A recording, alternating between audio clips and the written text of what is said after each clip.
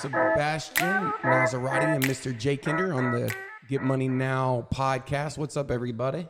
Good morning. What's happening? Good morning. Good morning. Well, man, Sebastian, thanks for coming in today. Sebastian's a good buddy. He's an agent here locally, and not an agent here locally. He is here locally. He actually worked at the same place I got started, Old Valley Total Fitness. Yeah, about 20 years ago. So where'd you move here from? Vancouver, Washington. Oh, really? Yeah, Okay, yeah. nice. Up in the Northwest. Came down here for work and just opportunity. Nice. Let me move this mic just a little for you right there. So, yeah, man. Well, first of all, thanks for jumping on today. One of the things is I see Sebastian. He's probably one of the most religious guys at the gym. You could have probably been on the cover of Muscle Magazine back in the day. He was one of the biggest guys. Now he's nice and lean and mean out there tearing stuff up. Yeah, times have changed. Back then it was more pumping iron. Now it's more like balance, agility, and staying healthy. Right. Heck yeah. So yeah, man. Well, thanks for coming on. I think every time I talk to Sebastian, I always think of you, Jay. Jay's got a real amazing background. He's got a love for cars like yourself. So, and that's why I think he noticed your truck out there because you just got a new truck, right? Yeah. The Shelby, the F-150 Shelby. That's a nice truck. Yeah, I love it. Yeah, it's fun. Excellent. Yeah, and you're more of a Ferrari guy? Yeah. Yeah. Jay just got a McLaren. Yeah. I'm an entry-level exotic car, so. Excellent. Yeah, man. So, no, man, a lot of the people that listen to this, we're always looking for people that are out there.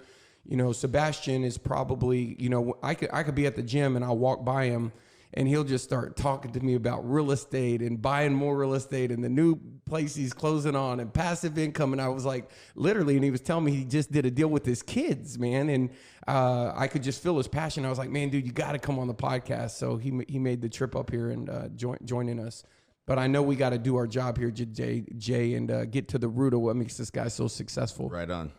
Yeah. So where did it all start? As far as your entrepreneurial career outside of Bally's. My entrepreneurship started at a really young age. I was about 16 years old, and I grew up in a really poor family, and we were just short on money. And at 16 years old, I was forced to drop out of high school, go get a job, and start helping out with rent and money. And by the time I was 18, 19 years old, it was almost too late for me to try to go back to school and get an education. So at that point, I started really just self-educating myself on business, money, and so forth. And by the time I was 22 years old, I started my roofing company. And from there, by the time I started the roofing company, I put together a really nice system for the company to operate on its own so that here I am, 18 years later, I didn't have to do it myself, and I can be here on this podcast. Right. And the point that I want to make to a lot of people that I see, I cringe all the time when people come to me and they say, oh, I'm getting ready to start a new business. I want to do this. I want to do that. I have this great idea of this great product and so forth. And they just don't have a system. They lack what I call the 8 ingredients that you need, which is, like cash flow, legal part of it, and team leadership, teamwork, and, product is important, but it's not the most important thing. Right. So, and from there, I grew the business as much as I could, and I wanted to grow the business horizontally, not vertically, and that's where I went to license this system, and I sold it to a lot of people that were interested in see how I made it so successful and why did it make so much money so quickly at a young age. And then we went all the way up to Addison, Chicago, and all the way down to New Orleans.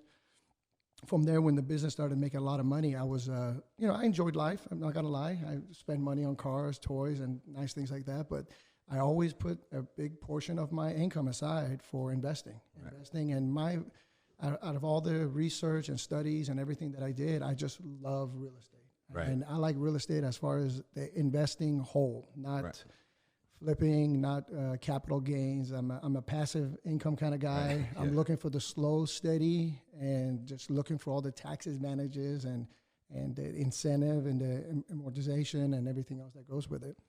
So talk about this system, right? So you have a roofing company, and what was the secret sauce to the process that really enabled it to grow and scale, and ultimately for you to license it to other roofing companies? Well, when I first got into it, I worked for somebody else. I worked for another company, and I worked for him for about 6 months, and I realized that he did not have systems in place, and there was jobs missing. There was people doing more than they need to be doing. And I realized that this guy didn't put a system together to have other job positions in place.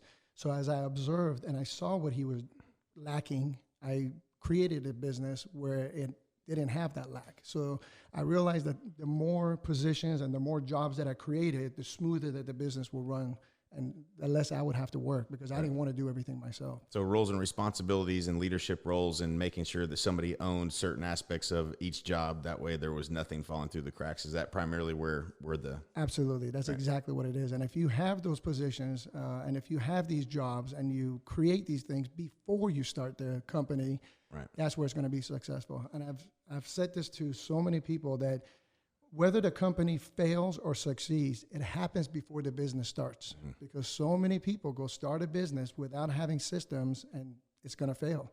Or the business has got a system put together, and I can look at it and say, this is a successful business. Right. No question that, I think as an entrepreneur, you either become systems and process oriented, or you've already got that gift. And I think for me, Mike, probably you would agree, you too, we were primarily sales focused. We were really good at from a sales perspective, and we had to learn how to be systems and process oriented. And now it's just a sickness, right? Like to analyze every business from that aspect of, how it operates. Yeah, absolutely. I think as all entrepreneurs, your role is you got to be a salesperson. You have to understand sales. You got to know how to sell the product, and you got to learn how to raise capital. And the rest of the jobs, you create them. Right. So you have to be the best salesperson in the business. You have to be the best person who knows how to raise capital by bringing in private investors or bringing in banks. And the stuff like payroll and accounting and lawyers, those are the people that you hire. You can't do stuff like that on your own. And I see so many people doing these things, trying to create a business where they're going to be doing books, or they're going to be doing CPA, or they're going to be doing the legality, and it doesn't work because you just don't have that knowledge. Right. So one of the things y'all did with your roofing company, didn't y'all go like after storms and stuff like that? Absolutely, and that's how we grew the business, by licensing it, because we went out, we did our work, but we didn't want to stay there. Built like a network? Yes. And what we did is instead of staying there and building it vertically, we built it horizontally and license it out and make a small fee monthly for them to use our systems and our platform. Right. Did you build the technology? He said platform. You got my attention. Yeah. We're big into the platform model. What do you mean by that? There was so many people that I saw that what I mean by platform is that it's how you conduct the business, where does it start, who opens it, who closes it, who maintenances it, and does the service part of it. Where so many people, they just thought that they can have like brother and sister and mom run the whole thing. I was like, no, that's not a business. That's a busy nest. Right. That's what that is. It's not a business. It's a busy nest. Right. So if you want a business, you got to have more positions, or else you're going to be doing all the work. Right. So. And then from there, when when the profits came in and the money came in, I was smart enough to invest it into real estate. And like I said, I've enjoyed my time with it. I love cars. I've always had fun with everything else, but I was always smart enough to invest a big chunk of it because I love real estate. I love the passion that I have for real estate is just sticking some of these people into these homes that, if it wasn't for us, they wouldn't be living in these homes. Our mission in our real estate, which is Legacy Premier Properties, is to bring luxury, compact homes for everyone.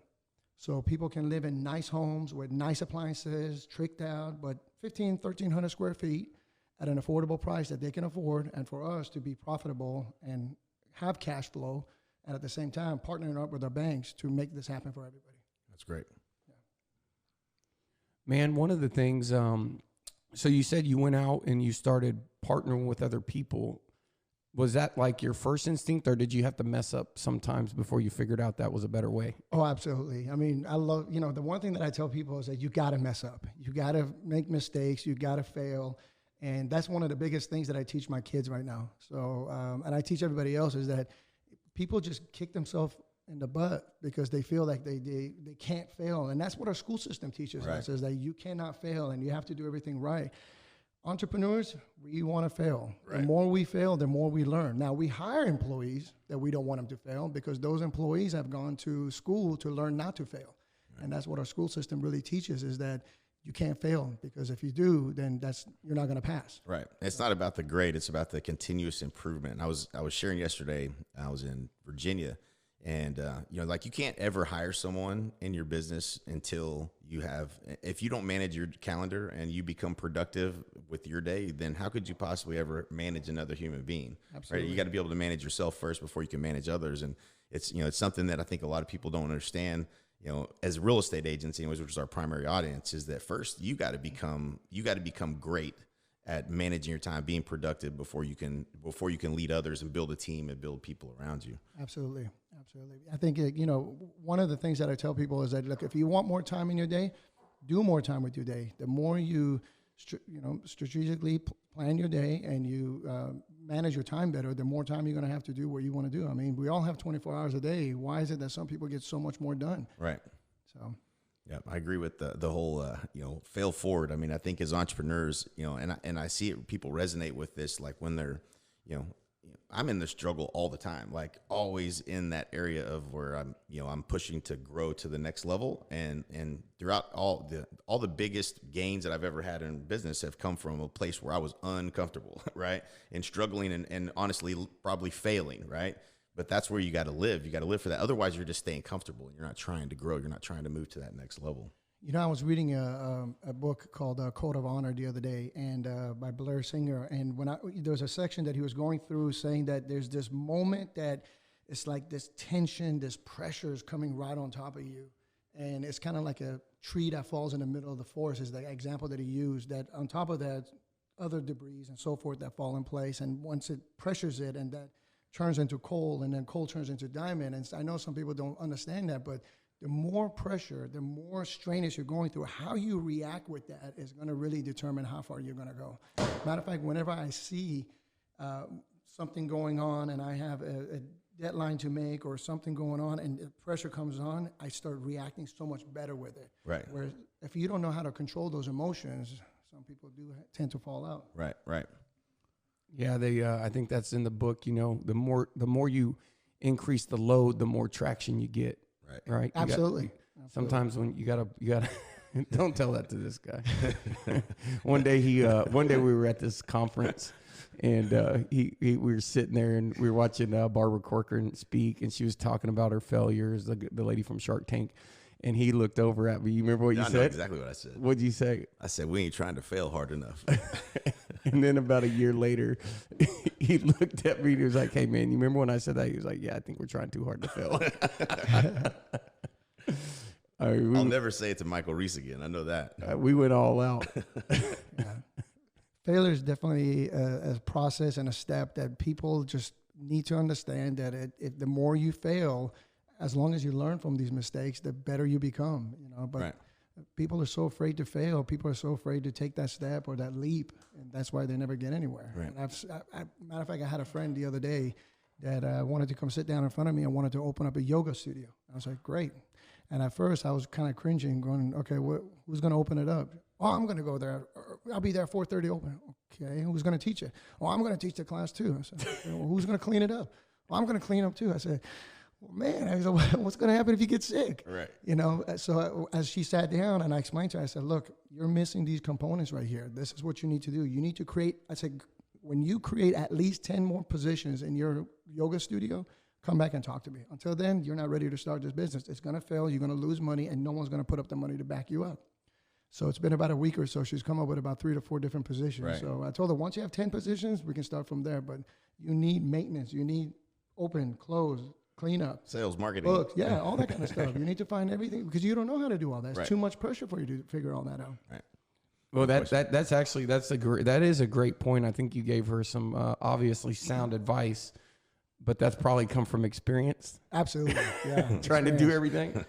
Yeah, no, I have tried it, and I realized that my role is to definitely sales. I love sales. I love working with people. I think I've learned to become a good communicator, and that's what really makes sales. And from there, not just selling the product, but selling the system to raise capital is where businesses really grow. So, for example, if you want to sell your yoga class, that's great. But if you sell your intellectual idea, that's where the big money comes in, and the banks and the investors and the private investors come in, and they want to put money into your idea and not yourself. And what I told this young gal was, I said, look, there's over 7 billion people walking on this planet. Everyone has a great idea, but turning that $1 million idea to $1 million is the key word. And she was thinking about it for a minute. I said, look, the banks are not going to invest into you. And no investor is going to invest into you, but they will invest into your idea and your system. So come up with a better system, and then we can sit down and reevaluate it, and then you can take this into perspective. Right. So. It's great. Love it. Let's talk about your real estate. So what are you currently investing in? What's been the strategy? What are you looking at most? What do you think's been the best thing to be looking at today? What do you feel like the market's telling you today? In the Dallas Metroplex area, which I really love this area right now, single family homes are so hot. You can get homes for under $200,000, 1,500 square feet, and they're so tricked out and nice these days that it just doesn't make sense not to buy one of those right now. I love buying them. Jay's like, where are those?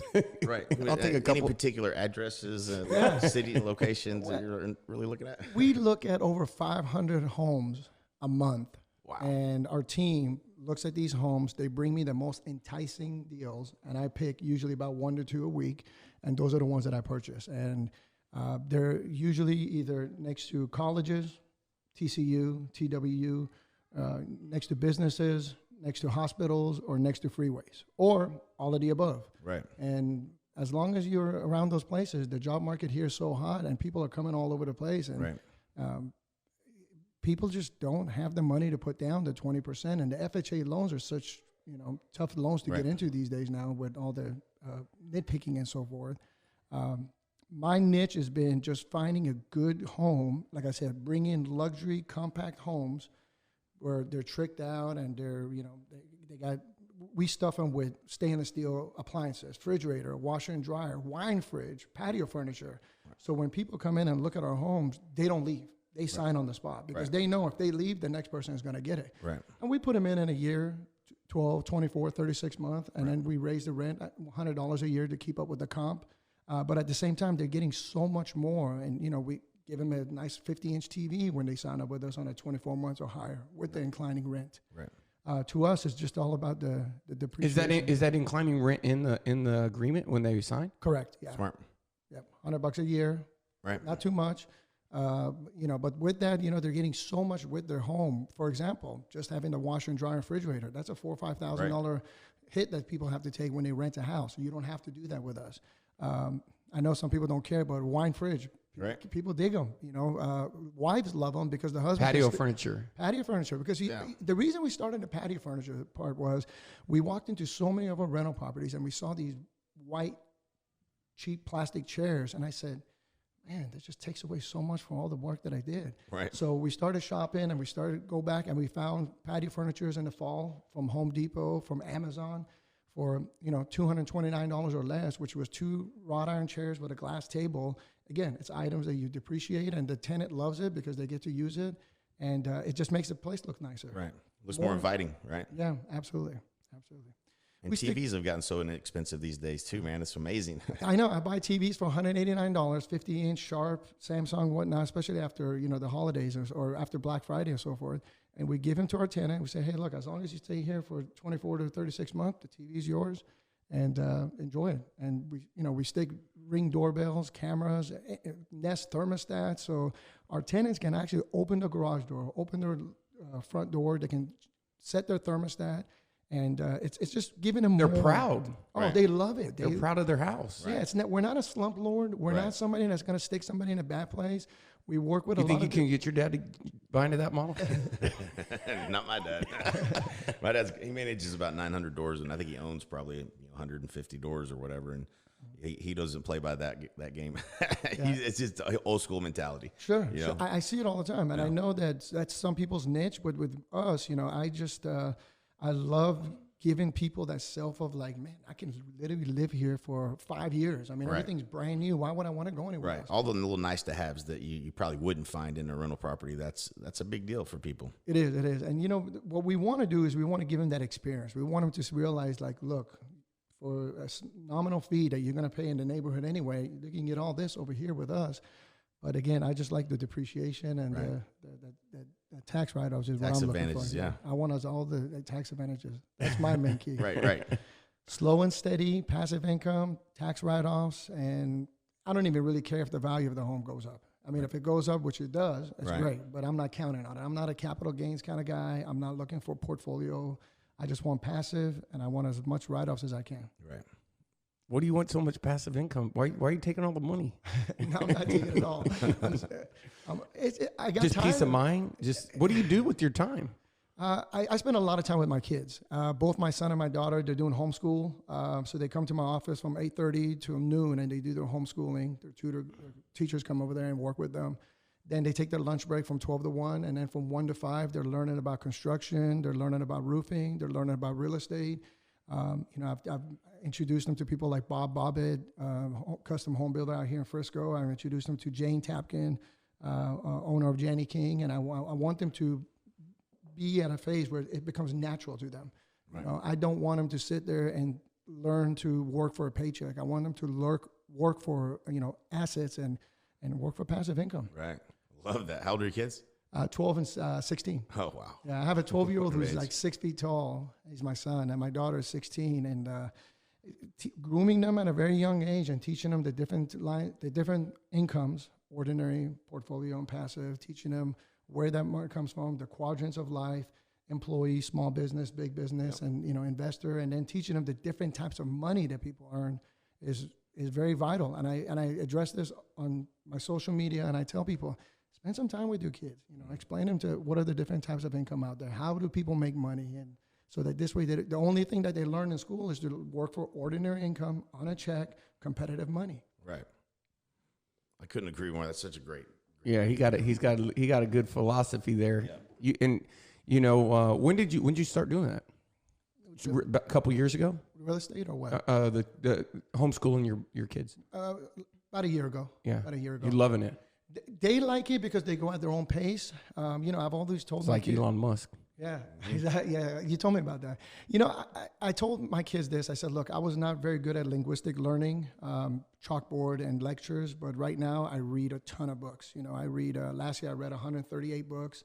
This year I'm at 10 right now, and I consistently. I think you just color in them when I see them. Dude, his books are murdered like HOA. Yeah. Sticky. Got a system. Yeah. You probably have a system, right, for how you extract the value out of the book? Exactly. Extract as much as you can. Share the knowledge. When someone reads my books after I've done reading them, they You put a can $20 bill in it? That's my bookmarkers. Yeah. So when people look at them, they look at them as like, okay, they know what I got out of there. I went in there to get as much information as I can to grow the business, to build better systems, and to acquire as much real estate as I can by using OPM, other people's money. Right. OPM. Yeah. Down with OPM. That's awesome, man. What else? I know you got a boat last year, right? We're big boat guys. Yeah, 2017, I got a 40-foot cruiser yacht. Nice. Express, yeah. Where you got that? Lake Louisville. Louisville? Are you at 121 or at? Yeah, 121. Yeah, that's right. Yeah. What dock are you on? H36. We're on IDock. Oh, really? Yeah. Yeah. Okay. That's cool. I'll definitely run into you there at the lake. For sure. Yeah. It's, the biggest thing I like to tell people is educate your children. You always hear people say, go to school to get a good job. I tell my kids, go to school, learn the basic fundamentals, learn to communicate with people, get people to like you. But I told them one thing. I said, look, when I go sit in front of my bankers and I want to borrow money, they never look at my report cards. They look at my financial statements. They look at my tax returns, and they look at my numbers, because your financial statement is definitely your report card when you get out of school. Right.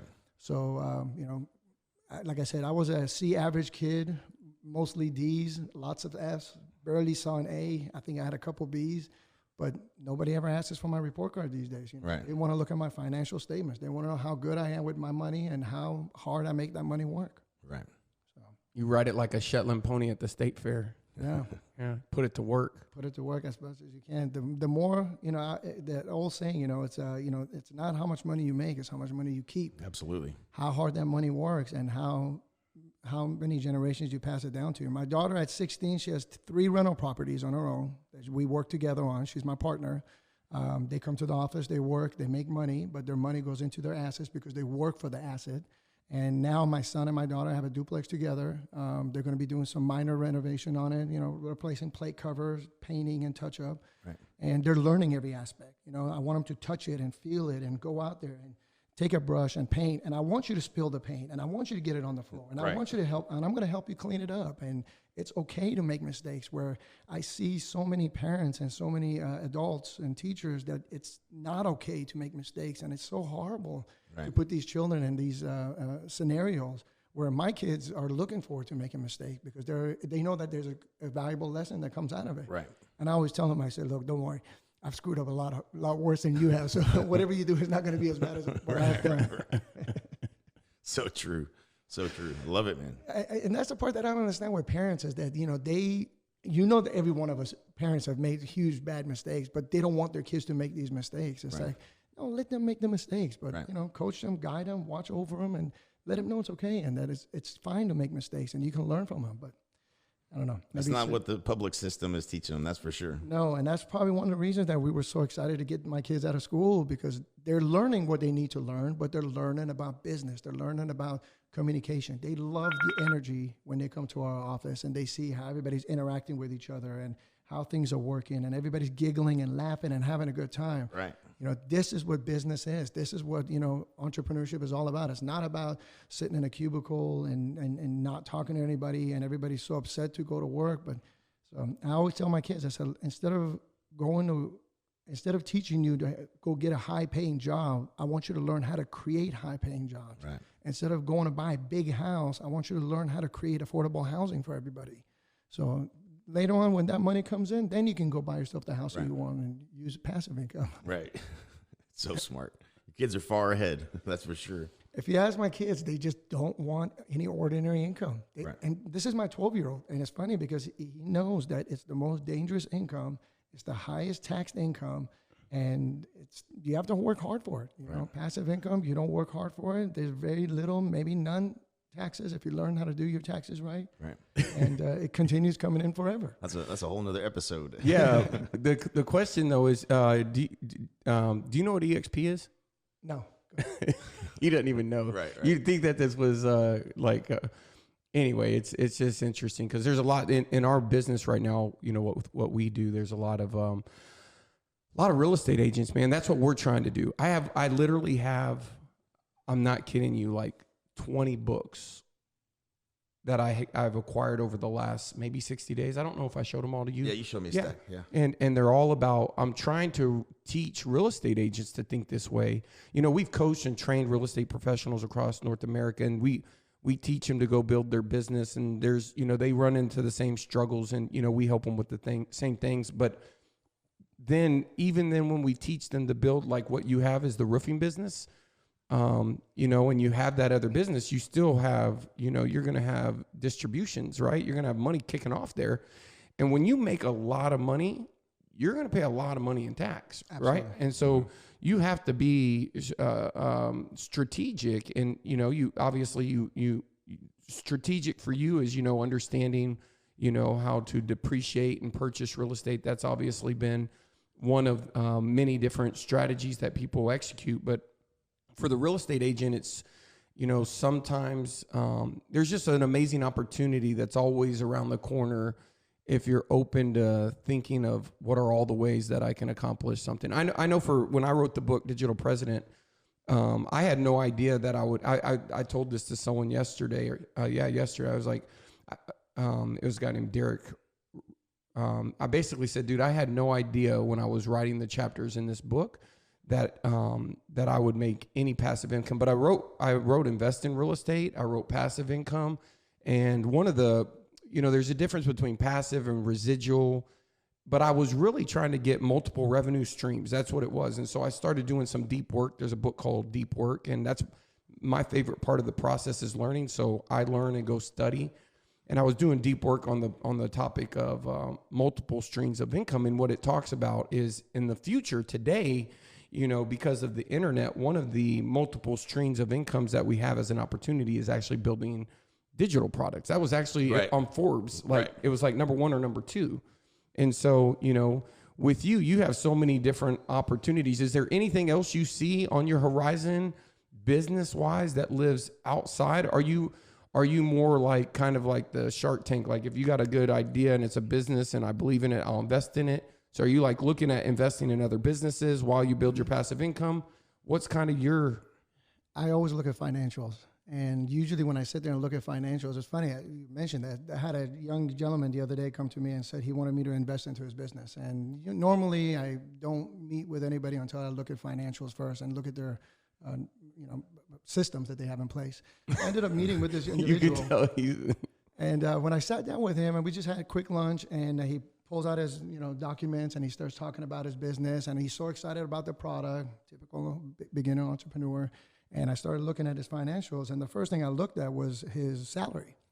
And I said, why do you need $10,000 a month in income from your business, a business that's not there yet created? Oh, well, my cost of living is, I need this money. I have my wife, my kids, and so forth. And I said, okay, all right, so that's $120,000 a year. Okay, great. And then I looked at it, and as I was looking through, I said, you don't have any budgeting for accounting. And he says, well, what do you think? How much do you think I need for accounting? And I said, I don't know. I said, you might want to talk to an accountant. And he says, oh, okay. So you can use mine, but I think she's going to be very expensive for what your taste is. And he says, okay, well, I was just trying to cut my cost down. And I said, okay, all right, you want to cut your cost down, but you have a $10,000 salary. And then I said, well, what about legality? I mean, and this young man has not even patented or got a trademark or anything on his product. So little does he know that even though I'm not a wolf, I could have taken his product and taken it to the market and patented it and put a trademark and make money off of it. But it was not something I wanted to do. And I asked him about legality. I said, well, how come you only have like $2,000 down for legality and lawyer? Well, I'm just trying to cut my costs down, and I really just don't think that I need, the legality right away. When the business grows, I'll make sure I have enough legality and lawyer fees in there. And I'm just looking at it going, that's like the total opposite of what I was, anticipating and wanting to look for. And so whenever I look at financials, I look at financial statements, the systems, and what they have put together.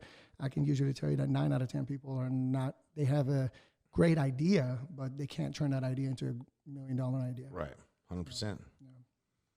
No $1 million idea. Well, it's true though. That's just, it is cute. We were cute too. Yeah. All of us were probably cute at one point.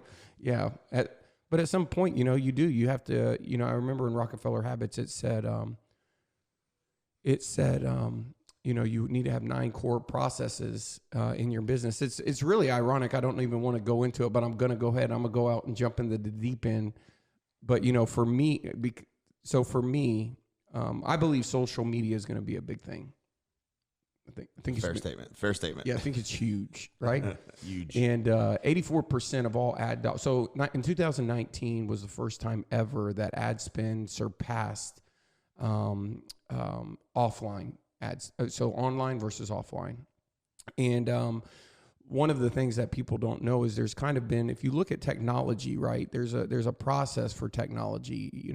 Technology goes through a cycle, and then the very end of that cycle is usually disruption, and then the cycle happens again. And so if you look at digital marketing, which is what we do, and I believe that, there's a lot of things that are changing. Influencer marketing, I think you probably were one of the big people doing influencer marketing early on. I don't think anybody's really in our space nailed it online. Right. But if you look at kind of the principles that are there, you go back with the trains. Like trains, when trains first started, there was no regulation on how far the rails had to be. Could you imagine like the process of trains? There was no system that said your rails had to be 4 foot, 3 foot, 5 foot.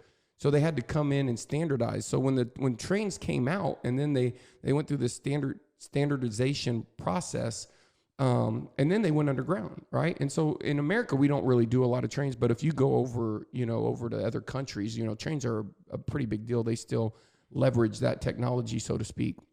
Well, in what we do in digital marketing and just kind of around the theme, get money now, what, and this goes back to you and systems is, when I wrote The Digital President, it was being observant. So we've had the ability to see what's going to work, just, what's kind of coming. I'll never forget when you were like, no, there's this guy and he's making money doing, I don't know if it was the rich jerk or who was that? Rich jerk. Yeah, I remember that. Yeah. Or that other guy, the guy that was in Sherman. Remember the very first box you had? Yeah. Steven, what is it?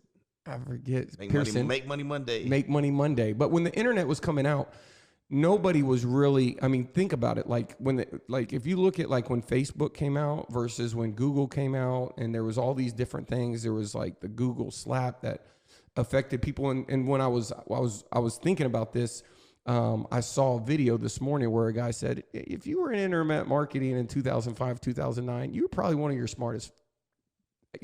smartest in your group, in your circle, right? He said, but like from 2011 or 14, it's standardized. Like everybody really has access to that information. Right.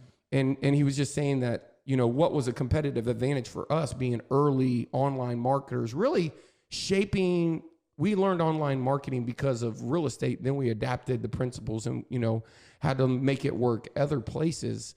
The future is content marketing. And so what he was saying is the funnel, the actual sales funnel, is the beginning of the relationship, but content marketing in the customer journey is actually the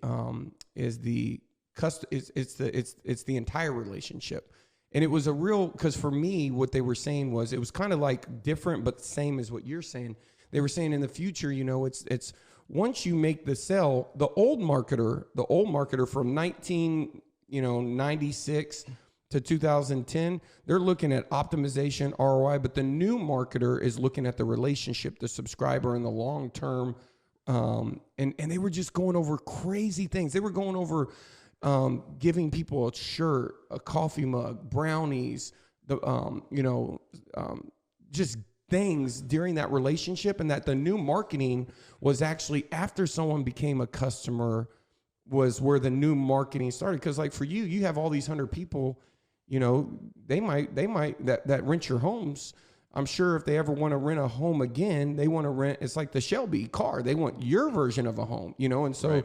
Those people, you now have a database of people when you have homes coming available, if they want to move up or, especially I'm sure if they move out, they want to tell other people about your properties. And it's just about taking care of people and building that relationship, because the funnel, which is very linear, is no longer like that. They did this study where they tracked this girl's buying decision, and she went to YouTube and she went to Google, and then she went all over these places, and most people don't show up on Google.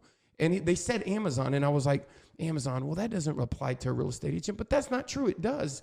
There's nothing that stops you from writing a book and getting reviews, which are the same as testimonials about your local market. So I think the future of, just everything's changing, even with this guy. This guy bought, I don't know, a lot of shoes, in the last 30 days. I got into the StockX exchange.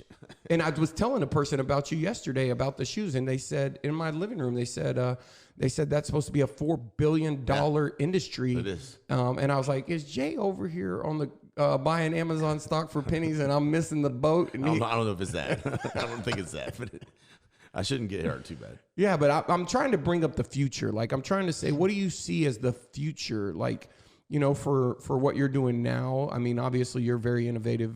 I know like in the roofing business, I know they're going to probably be bidding roofs from satellite, right? Like they measure them, and we already are. I mean, we started doing it in 2009, and that's what gave us the unfair advantage. As I keep saying to people, is to have the unfair advantage, you got to be one step ahead of everybody else. You got to go digital. You got to, it's like the eye of the needle. That's what I tell people, is like when I licensed it and when I went digital, is like my intellectual process went through the eye of the needle, but I stayed individually back behind and let my thoughts and my ideas go to work. where people still try to do the work themselves, and they're going out there manually measuring or manually trying to get a customer, where we set up online digital platforms like advertising on social media and other different websites that our phone doesn't stop ringing consistently. Right. And that's the way it should be. But another thing that I was going to tell you about the real estate part of it is that, I firmly believe, this is my way of looking at money, is that there's 3 types of money out there that people earn. One is going to be your competitive money.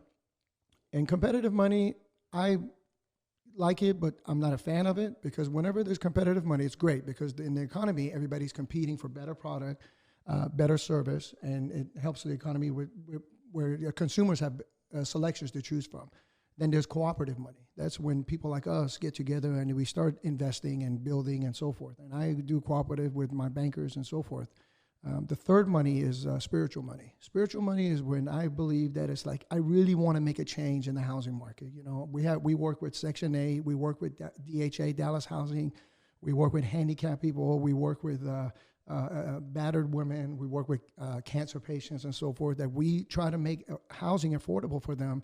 And in return, the government gives us a lot of incentives. They give us a lot of depreciation, a lot of tax write-offs.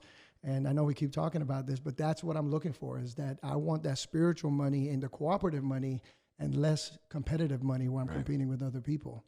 Because I think I've set the standard. And like you said, people don't leave our homes. They only upgrade to the new ones we buy, because you just need to move in. Right. You don't need to go buy a refrigerator, or washer and dryer, or wine fridge, or patio furniture. And, I'm making the competition to other property management teams out there step up their game. Give these people more instead of being a slumlord. Right. Love that. You mentioned your competitive advantage. How much was the competitive advantage? How much of that role did that play in the scaling up and licensing of the roofing business? It was high. There's so many roofing companies out there. I mean, like right now in the Dallas Metroplex, there's over 150,000 roofing companies. Right. But they're a guy running in out of his living room or out of his truck. He doesn't have a system in place. He answers the phone. He goes out there, writes the estimate. He schedules the job. He cleans up the job. He picks up the check. He does the deposit. I mean, people don't understand. You got to have a system in place. Once you build a system in place, then you can become more competitive and compete with someone like us, because I've got hundreds of people working where you have one person working. Right. And, in the roofing business, so I had, Oklahoma properties, I had 22 rental properties. And when this hailstorm came through, man, it was everybody came to town. Right. So, sure. That process back then was more ground and pound, right? Like knocking doors and giving estimates and putting signs in people's yards. And we really stopped that back in 2010 and 11, when, like you were saying, is when we went digital advertising and social media and using other companies like Yelp and so forth, where we work by appointment only. We let them come to us. By the time they come to us, they've researched, they see all the credentials, the license, insurance, and all the reviews, so they know that they're going with the best of the best. And we want them. There's 3 categories when it comes to your product selling. There's the high end, the middle, and then the low end. You never want to be in the middle, because everybody's in the middle. Where all the competition is. You don't want to be in the bottom, because on the bottom, it takes a very sophisticated business owner to understand how to sell your products at a low end, but be very profitable. Right. So I like to be on the high end. We want people to know that we're like the McLaren, we're the Bentley and the Ferraris of the roofing company, where you don't have to lift a finger. Right. You're getting the service. And a lot of the people that I work with, like Bob Bobbitt Custom Homes, that's how he is. He sells the service, and he doesn't sell just a home or the house itself. Right. Love it. Yeah, that's huge, man. That's the Darwinian thinning of the herd. Right. Yeah. It's funny, most of the time when I sit down and talk to people, beginner entrepreneurs, people that are, or anybody individual, as soon as I speak with them, I can tell within a matter of 2 minutes, are they employee, ordinary income, competitive money, or are they an investor or a big business, and they're working for passive income and spiritual money. It's just the way that their mindset is. The employees and the ordinary income are looking for the security. They're looking for someone they're looking for benefits, where myself, I'm not looking for any of that. I'm looking for the freedom, and I'm looking for the flexibility, and for me to make those decisions and expand, again, horizontally, not vertically. Right. Love it. So What books would you say were helpful that you've read regarding because I know you just read so many books, so Yeah. you have the normal ones, but is there any one that you picked up and it was a surprise, like, man, this was really good? Real Estate Advantage by Sharon Letcher. Sharon Letcher is one of the co-founders of the Rich Dad Company. Yeah. And when I read her book, I went back and read Napoleon Hill, and I didn't realize that she started that company too. And she was a co-founder in that as a silent partner. But she has really taught me a lot of good things, a lot of stuff about real estate investing. I learned about real estate trusts, that I can, put more real estate into trust that I can hide and not pay taxes, but, hand it down to my kids. Right. Again, I'm the kind of guy who's legally not looking to pay taxes. I'm looking for the slow, steady income, and I'm looking for the long haul. I'm not looking for capital gains. I'm not looking to flip. I'm not looking to, get a big pop.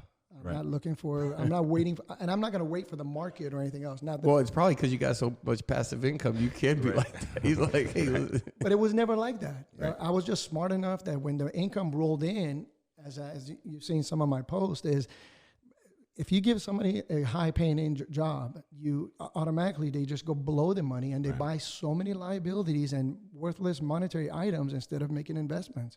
And I just wasn't that way. I was looking to work my way to passive income, lower my taxes, and have that steady cash flow coming in. Right. Smart. And it paid off. It's still going. So what are you gonna do when your kids graduate and move out? I'm already grooming them, conditioning them. Like I said, I've told them that I want you to learn to create high-paying jobs. Instead of going to buy $1 million house, go buy $1 million worth of property and rent them, lease them out. Rent them out to people that can't afford it, and then it's because of us that we're putting these people in these homes. Work with people that are, there was a lady that came into our office the other day, great lady, mid-50s with 2 kids. Nobody wanted to mess with her because she had Section 8 DHA. And we took the time. We met, our team met with her and went through the process with her. And she loves the house that she's moving into. It's a brand new home with brand new appliances. And I was walking by the office, by Chastity's office, and I heard her say, "I'm never going to move out of this house. I'm going to stay here forever." And I was like, yes. That's a win. I can refinance that house probably 5 times. Right. But see, what I do with the money is when I do refinance it, instead of going out there and buying me a gold watch or something else, I'm taking the money and I'm buying more houses with it so that I can help out more people like her. Right. Because I want 10 people like her instead of having 1 and 10 watches. And you're keeping that in the trust and continue to build the value of the trust. Yeah, absolutely. Yeah. Absolutely. Those are the things I teach my kids. Right now I'm really focused on my kids. I want them to understand that we had this talk. I just turned 40 August 3rd this last year. And, my daughter asked me, she goes, "Well, what do we buy the man that has everything?" And I said, "Well, hold on a second. I don't have everything. There's a lot of things that I want." "Well, you know what I mean." And I said, "Listen, the only thing that I ask you to," I said, "I want you guys to listen to the things that I tell you about business, health and fitness and working out, because you're at an age to understand this." I said, "The only thing that I want you both to do is before I die, I want you to teach your kids everything that I taught you. Everything about business, money, you being generous in the community, how to give back. Teach your kids so that your kids can pass it down to their kids." That's what I want from my brother. Yeah. I don't need anything monetary. I can get it myself. But this knowledge that I'm teaching you guys, keep passing it down to as many people as you can, especially your kids and my great-grandkids. Right. The one thing that I have, just so I'm gonna throw Sebastian a curveball here. You ready? He's smiling. All right, here you go, Sebastian. So, and this is just a quick question. How many cars you got? I only have 3. What kind? 2 Ferraris and a Ford truck. Okay, so you got 2 Ferraris and a Ford truck, right? How long you been driving Ferraris? Man, since I was 26 years old. So you've always had Ferraris. I just had a passion for these cars. There's a big story that goes behind it. When I was really young, I liked them, and people always made fun of me, and they said that there's no way I can afford them and that I can have them. So I've always had them. I've enjoyed them. My kids have always watched me have them. And but the biggest part is that. Can I ask you one question? Sure. What about the Versace?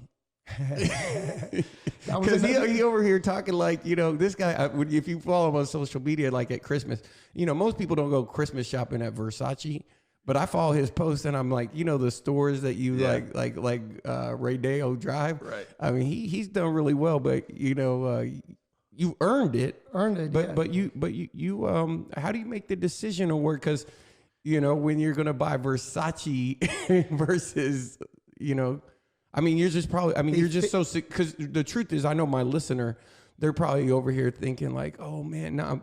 Listen, don't let them lie to you. This guy is the. I think you're the image of success. You take care of yourself. You're disciplined. You've earned it. And it's just weird because I think from a conversation, like you just said, someone might say, "I'm not going to go buy that car," but you got that chip on your shoulder and you bought that car. And there's I don't know, because he did the same thing. You bought the car. What do you say to your kid if they want to buy the car at 26? Well, it's a good thing that you asked that question. So February 12th of last year, I went and picked out a new Ferrari. It's a Ferrari Pista. And I took my son with me. So we picked it out together. And we sat down in their custom showroom. We picked out all the colors and everything that went with it. But when we got done, I wrote him a check for $40,000 for a deposit. When we got in my truck and we're leaving, I told my son, I said, "We're not done yet." He said, "Oh, why not?" I said, "We need to go find an asset to pay for this liability." I said, "If you think that I'm going to go buy a $400,000 car and pay for it myself, you're crazy." So we drove around. And we drove around over off of Wade and Parkwood, and we looked around at some medical offices and some business offices. And I told him, I said, we drove over and we found one, and I said, "That's the one. That's the one I want." And he said, "What's that?" I said, "This was about a $1.4 million building. Has 4 units in it. We ended up putting $360,000 down. We ended up buying the building. We turned it into 4 medical offices, a dermatology, a hand surgeon, a dentistry, and it turned out to be a tutor class that came in there. The mortgage, insurance, and everything on the building came out to about $6,900 a month on a 25-year note. And we're getting $14,000 a month right now. So we have a positive cash flow of almost $7,000 a month. Now, with that positive cash flow, I go buy the Ferrari. Right. Because at the end, as I told my children, I said, "Look, cars come and go.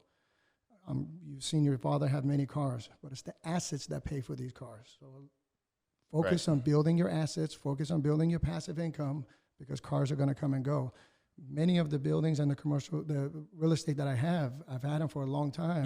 How did you know where to find that? I mean, you really did that the same day or like over a week or something? Well, I was looking for it. I already had it planned out, but I was waiting for him to know, because I want them to look and say, "Oh, well, that's how Dad buys all these cars. Right. That's how Dad goes shopping," is because I invest into assets and passive income and let that pay for my liabilities. Right.